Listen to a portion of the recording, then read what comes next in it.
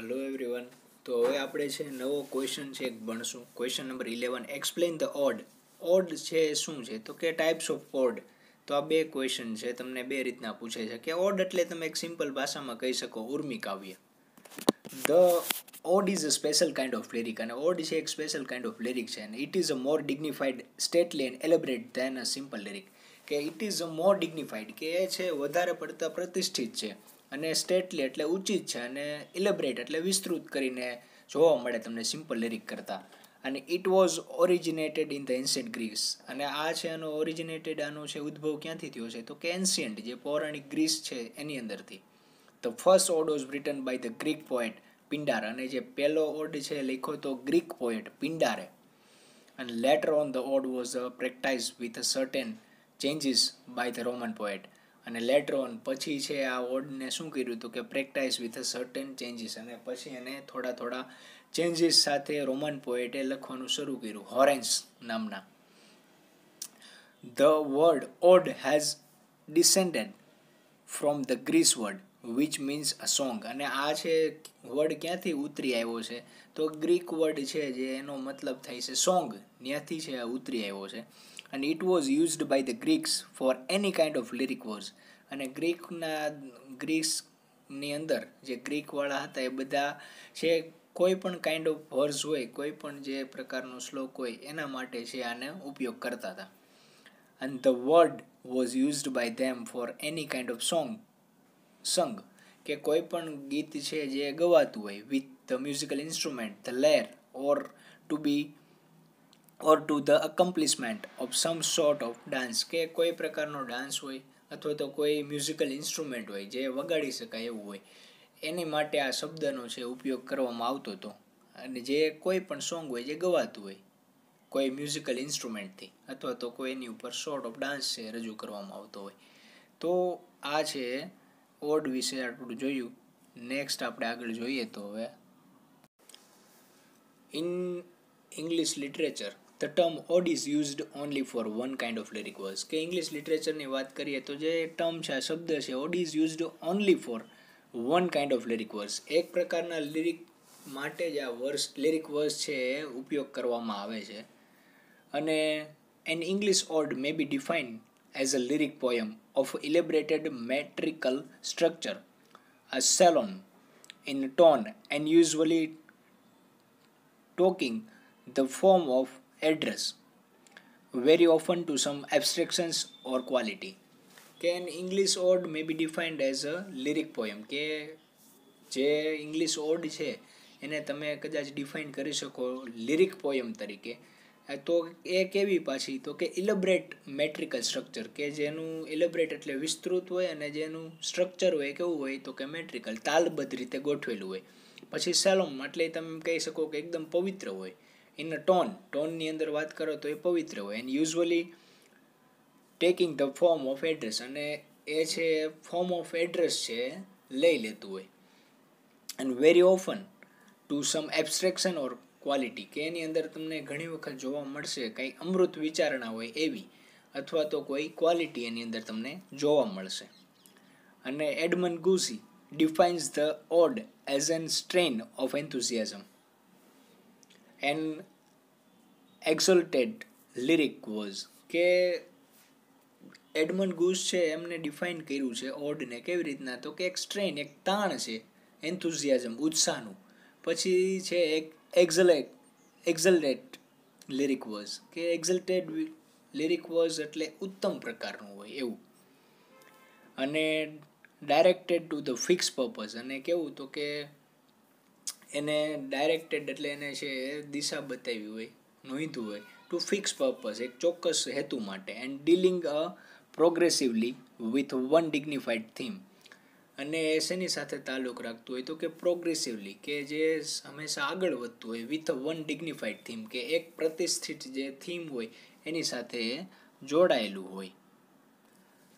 There are two kinds of odes known as the Pindaric ode and the Horatian ode, and all these odes have some common characteristic as, કે બે પ્રકારના odd છે તમને જોવા મળશે, એક પિંડારિક અને બીજું હોરેન્શિયન.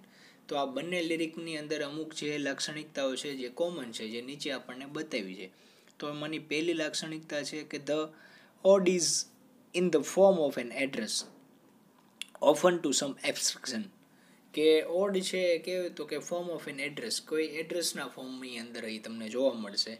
ઓફન ટુ સમ એબ્સ્ટ્રેક્શન્સ, કે જે ઘણી વખત તમને છે કેવું હોય તો કે કોઈ બે ધ્યાન કરી નાખે. એબ્સ્ટ્રેક્શન એટલે અમૃતતાવાળું હોય. અને it is not written about but written to, કે કોઈના વિશે લખ્યું નથી પણ એ ખુદ લખેલું છે એમનામાં. બીજું છે it has a lyric enthusiasm and emotional intensity. It is a spontaneous overflow of the poet's emotion. કે it has a lyric enthusiasm, કે એની અંદર તમને છે એક લિરિક એન્થુઝિયાઝમ એટલે ઉત્સાહ છે જોવા મળશે. અને બીજું જે ઇમોશનલ ઇન્ટેન્સિટી, કે જે કેવી તો કે લાગણીવાળી તીવ્રતા હોય એવું જોવા મળશે. It is a spontaneous overflow of the poet's emotion. અને એ જે સ્પોન્ટેનિયસ ઓવરફ્લો હશે, કે જે સતત વહેતો હોય, overflow of the poet emotion, કે જે પોએટના ઇમોશનને રજૂ કરતો હોય. એમાં ત્રીજું છે usually the theme of then ode is dignified and exalted and it has high seriousness. કે તમે યુઝ્યુઅલી આની થીમ છે ડિગ્નિફાઈડ એટલે છે પ્રતિષ્ઠિત હશે, અને બીજી કે ઉત્તમ કક્ષાની હશે.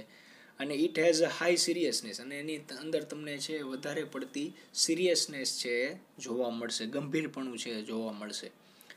આગળ જોઈએ તો કે an ode has an elevated style which covers its elaborate theme. કે ઓડ છે એની અંદર તમને એક ઉત્તમ પ્રકારની સ્ટાઇલ છે જોવા મળશે, શૈલી છે જોવા મળશે. કે which covers its elaborate theme, કે જે કવર કરી નાખશે શું તો કે એની ઇલેબરેટ જે વિસ્તૃત એની જે થીમ હોય એને. The development of the thought in an odd is logical and clear. કે જે ડેવલપમેન્ટ ઓફ થોટ હોય, જે વિચારોનો જે વ્યાપ વધતો જતો હોય, ડેવલપમેન્ટ થતો હોય ઓડની અંદર, એ કેવો હોય તો કે લોજિકલ હોય અને ક્લિયર હોય. કે જેની અંદર કંઈક લોજિક રહેલું હોય અને એકદમ સ્પષ્ટ હોય, ક્લિયર હોય. આગળ જોઈએ તો કે its metrical pattern may be irregular but it is always elaborate. કે તમને એનું કદાચ મેટ્રિકલ એની જે તાલબદ્ધ પેટર્ન હશે એ કદાચ ઇલરેગ્યુલર જોવા મળશે, આડી અવડી જોવા મળશે, પણ ઇટ ઇઝ ઓલવેઝ ઇલેબરેટ, પણ એ હંમેશા તમને કેવી જોવા મળશે તો કે ઇલેબરેટ, એકદમ વિસ્તૃત પ્રકારની અંદર અને ચોક્કસ માહિતી રજૂ કરતી એવું જોવા મળશે. The Pindaric ode was also called the choric ode. જે પિંડારિક ઓડ છે એને બીજું તમે શું કહી શકો તો કે કોરિક ઓડ. કોરિક એટલે જે ગ્રીકની અંદર જે ગાયક વૃંદ હતો, એક સમૂહ હતા, એને કહેવામાં આવતું. Pindar was the greatest lyric poet of ancient Greek. અને પિંડાર હતો એ કેવો હતો તો કે ગ્રેટેસ્ટ લિરિક હતા of the ancient Greece. Ancient ગ્રીકના છે સારામાં સારા લિરિક તરીકે પિંડારનું નામ છે નોંધવામાં આવતું હતું. He is considered as the father of the Pindaric or the choric ode. અને એમને છે કન્સિડર, એને છે નોંધવામાં આવ્યા છે ફાધર ઓફ પિંડારિક, કે જે પિંડારિક લિરિક લખાતા હતા અથવા તો કોરિક ઓડ લખાતા હતા એના જે ફાધર કહેવામાં આવતા હતા, એમના પિતા કે એમના શરૂ કરનાર જ આ હતા. અને it was written in the dialect of the district of the Doria and this is why it is known as the Dorian ode or Pindaric or choric ode. કે it was written in the dialect, કે એ બોલીની અંદર લખાયેલા હતા, જે district એ જે એ સમયના જે હશે એની અંદર. અને બીજું કે એ જે વિસ્તાર હતો, એ ડિસ્ટ્રિક્ટ હતો, એ ડોરિયા તરીકે ઓળખાતો હતો. એટલે ઘણી વખત આને છે નોન એઝ અ ડોરિયન લિરિક પણ, ડોરિયન ઓડ પણ કહેતા હતા, અથવા તો પિંડારિક અથવા તો કોરિક ઓડ તરીકે પણ એને ઓળખવામાં આવતું હતું. The second type is called the lesbian ode, as it had flourished in the Iceland of the Lesbos. કે બીજા ટાઈપ છે એને છે લેસ્બિયન ઓડ તરીકે પણ ઓળખવામાં આવતા હતા. અને ઇટ હેડ ફ્લોરિસ્ડ એ ક્યાંથી ઉતરી આવ્યો હતો તો કે આઇસલેન્ડ ઓફ ધ લેસ્બોબ્સ, કે જે આઇસલેન્ડ હતો લેસ્બોબ નામનો, ત્યાંથી જે ઉતરી આવ્યા હતા એટલા માટે. અને it is also called the Horatian ode. અને આને છે હોરેશિયન ઓડ તરીકે પણ ઓળખવામાં આવે છે. Called Horatian ode after then name of then great Latin poet Horace. કે જે ગ્રેટ લેટિન પોએટ હતા હોરેન્સ, કે પછી એના નામ ઉપરથી જ આને છે હોરેશિયન ઓડ તરીકે ઓળખવામાં આવે છે. તો હવે આપણે આગળ જોઈએ. Later on, Thomas Gray used this form and Andrew Marvell used the Horatian type of odd. અને લેટર ઓન પછી થોમસ ગ્રે છે એમને પણ આ ફોર્મનો ઉપયોગ કર્યો અને એન્ડ્રુ માર્વેલે પણ આ હોરેશિયન ટાઈપના ઓડનો ઉપયોગ કર્યો.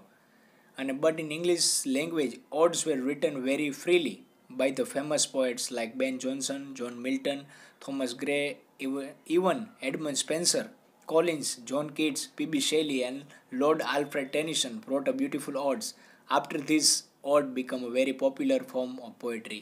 કે આ બધા જે